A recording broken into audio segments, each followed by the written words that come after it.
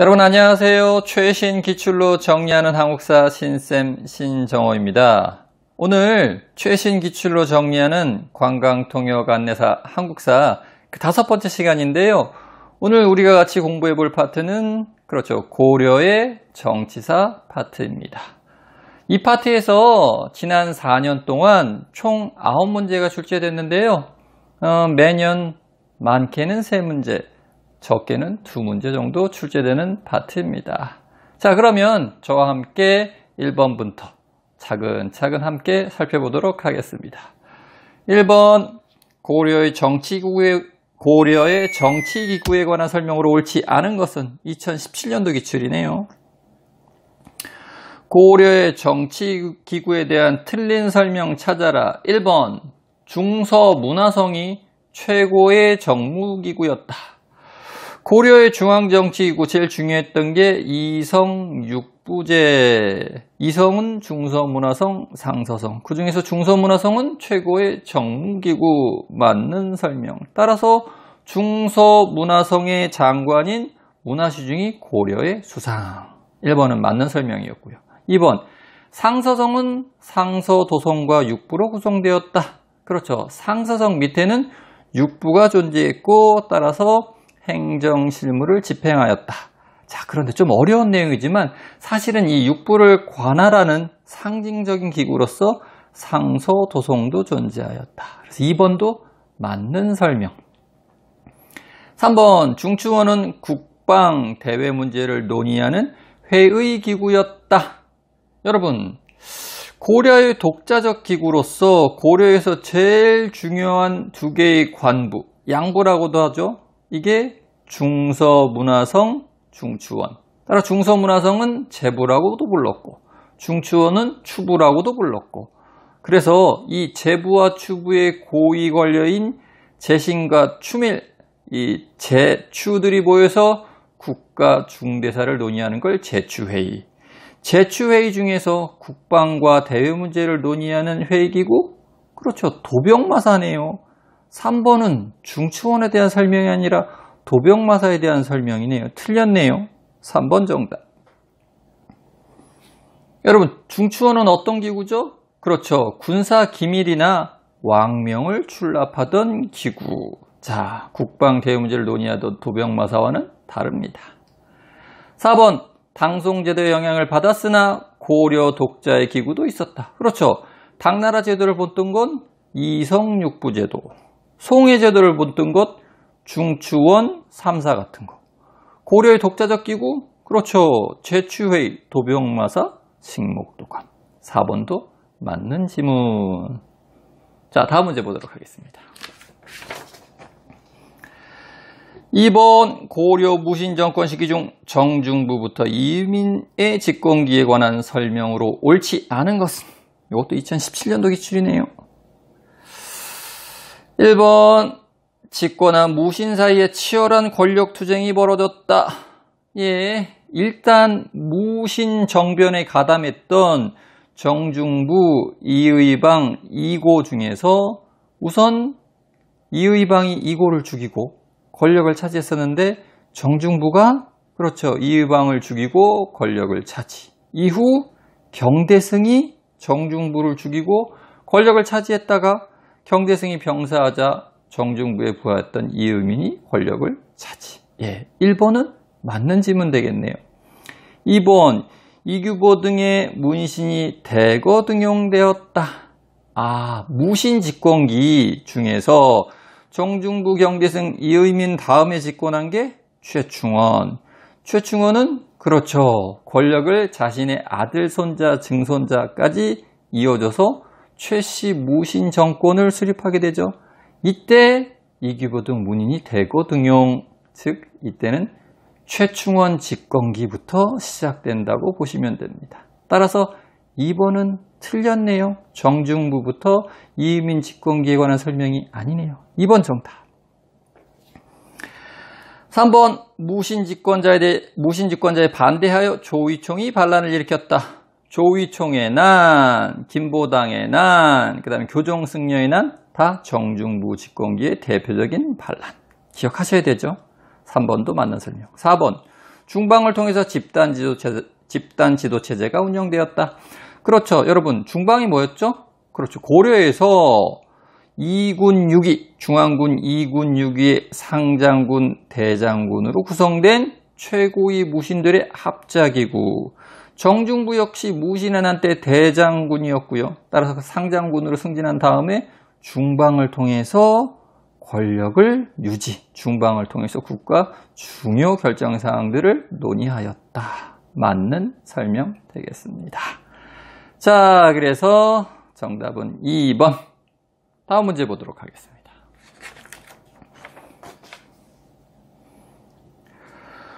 고려의 대외 항쟁에 관한 설명으로 오는 것은 이것도 2017년도 기출이네요. 어이구야, 2017년도는 이쪽 파트에서 문제가 3문제나 나왔네요. 자, 1번. 그렇죠? 앞에도 2개, 네, 다 2017년도 이쪽 파트 3문제 다 나왔네요. 자, 1번. 서희가 거란장수 소선영과 담판을 벌여 북서사군을 확보하였다. 서희가 거란의 1차 침입 때 거란장수 소선영과 담판을 벌여서 확보한 땅은, 그렇죠, 여기가 강동육주죠. 강동육주. 북서사군 틀렸네요. 1번은 틀렸고. 2번, 강감찬이 귀주에서 여진족을 크게 물리쳤다. 강감찬 장군이 거란의 3차 침입 때 귀주에서 거란군을 크게 물리친 귀주대첩. 누굴 물리친 거죠? 여진족이 아니라 거란족이죠. 2번도 틀렸네요. 3번, 윤관이 별무반을 이끌고 거란을 정벌하여 동북구성을 설치하였다. 예종 때 윤관은 별무반을 이끌고 여진족을 정벌해서 동북구성을 설치했죠. 3번도 틀렸네요. 4번, 김윤우와 처인부곡의 주민들의 힘을 합쳐 몽골 살리타의 군대를 물리쳤다. 몽골 제2차 침입, 1232년의 제2차 침입 때 처인부곡민들이 승려였던 김윤우의 지도를 받으면서 처인성에서 전투를 벌여서 당시 몽골군의 총사령관이었던 살리타를 사살하였다. 4번은 옳은 지문 되겠네요. 4번 정답. 우리 대몽 항쟁기에 있어서 가장 중요한 전투, 처인성 전투, 김윤우 반드시 기억하셔야죠. 자, 그 다음에 1, 2, 3번에서 보듯이 고려의 대외항쟁 파트에서 자주 쓰는 트릭이, 그렇죠, 거란과 여진을 바꿔놓는 거예요. 그거 반드시 주의하셔야 됩니다. 자, 다음 문제 보도록 하겠습니다.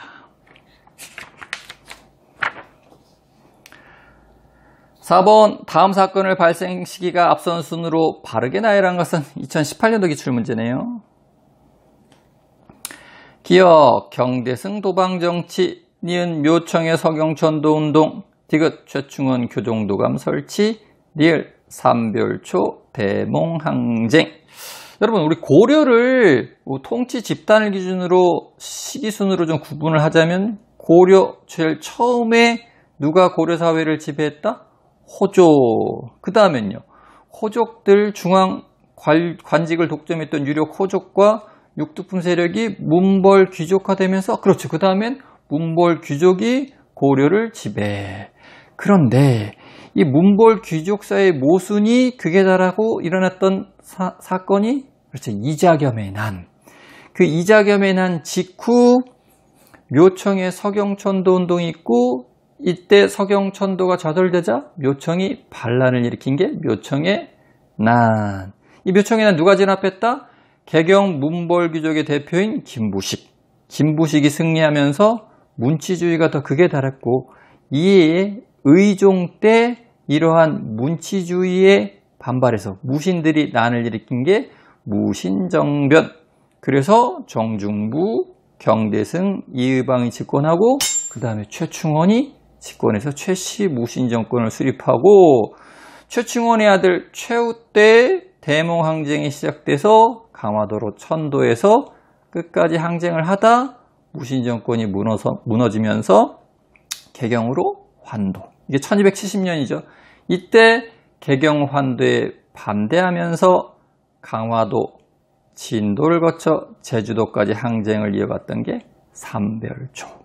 따라서 이 기역 경대승의 도방정치, 니은 묘청의 서경천도운동, 리을 디귿 최충원 교정도감 설치, 리을 삼별초 대몽항쟁 순서대로 나열하면 묘청의 서경천도운동이 제일 빠르고 그 다음이 기역의 경대승의 도방정치, 그 다음이 최충원 교정도감 설치, 마지막으로 리을 삼별초 대몽항쟁. 따라서 니은, 기역, 디귿, 리을이 정답이네요. 3번 정답. 이쪽 시기 잘 구분해 놓으셔야 됩니다. 자, 그럼 다음 문제 보도록 하겠습니다. 5번 고려의 국왕에 관한 설명으로 옳은 것은 2019년도 기출이네요. 1번 광종은 연등회와 팔관회를 부활시켰다. 여러분, 연등회 팔관회 고려 태조부터 있었습니다. 그러다가 유교적 통치체제를 완성한 성종 때 연등회 팔관회가 폐지됐다가 승려 출신이었다가 국왕이 된 사람 있죠. 그렇죠. 현종 때 연등회 팔관회가 부활되었다. 광종이 아니라 현종이네요. 1번은 틀렸고, 2번 공민왕은 원의 간섭에서 벗어나 황제를 칭하였다. 여러분, 공민왕이 원의 간섭에서 벗어나려고 노력한 거는 사실이나 반원 자주 정책을 펴온 건 사실이나 황제를 칭하지는 않았습니다. 고려에서 대놓고 황제를 칭하였던 왕, 칭제 건원한 왕 누구? 고려 4대 임금 광종. 자, 그래서 2번도 틀렸고, 3번 인종은 왕권을 강화하기 위해 서경으로 천도하였다. 인종대에 이자겸에 난 직후 서경으로 천도하려다가 천도는 안 했죠. 그랬더니 그렇죠. 서경 천도를 주장했던 묘청이 반란을 일으킨 게 묘청의 난. 서경으로 천도하였다라는 내용은 틀린 거예요. 3번은 틀렸고, 4번 성종은 주요 지역에 지방관을 파견하였다. 그렇죠. 성종 때 12목을 설치하고 고려 최초로 12목의 지방관을 파견하였다. 옳은 설명. 4번이 정답이에요. 4번 성종대의 업적 반드시 좀 정리하셔야 됩니다. 자, 그럼 다음 문제 보도록 하겠습니다. 6번 다음 상소문과 관련된 내용으로 옳은 것은 2019년도 기출인데요. 야, 이 문제 되게 어려웠습니다, 여러분. 한번 볼까요? 창고는 비고 나라의 쓰임새는 부족하며 녹봉은 날로 감소하니 서비를 장려할 길이 없습니다. 중야. 사전을 혁파하여 풍속을 바로잡고 민생을 넉넉히 하며 널리 축적하여 나라의 용도에 두루 쓰이게 하십시오. 고려사에 나온 내용이네요. 야, 이 사료 대단히 어려운 사료고요. 기존의 시험에서 거의 못 보던 사료입니다. 이게요, 어떤 사료냐면요.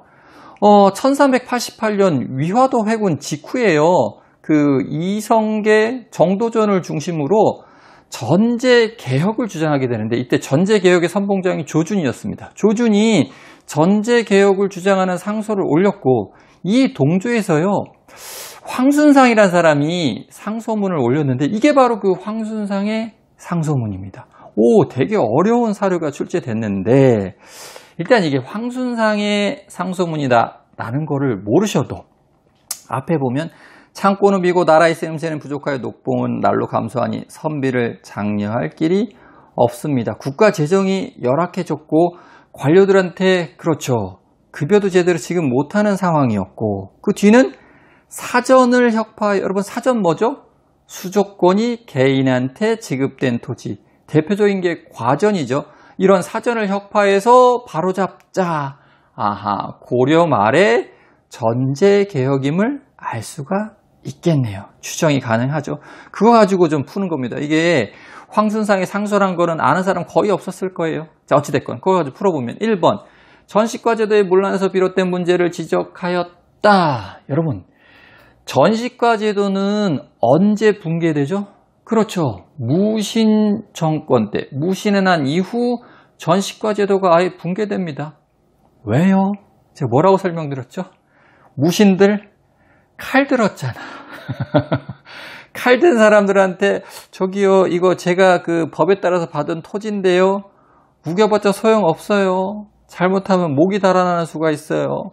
칼 든 사람 앞에서는 함부로 얘기하는 거 아니에요. 그래서 무신 정권기 때 전시과 제도가 붕괴. 따라서 무신 정권이 무너지고 왕정이 복구된, 그렇지, 개경환도 1270년, 1271년 개경환도 직후에 관료들 줄 토지가 없어요. 과전이 없어서 급하게 마련한 게 녹과전.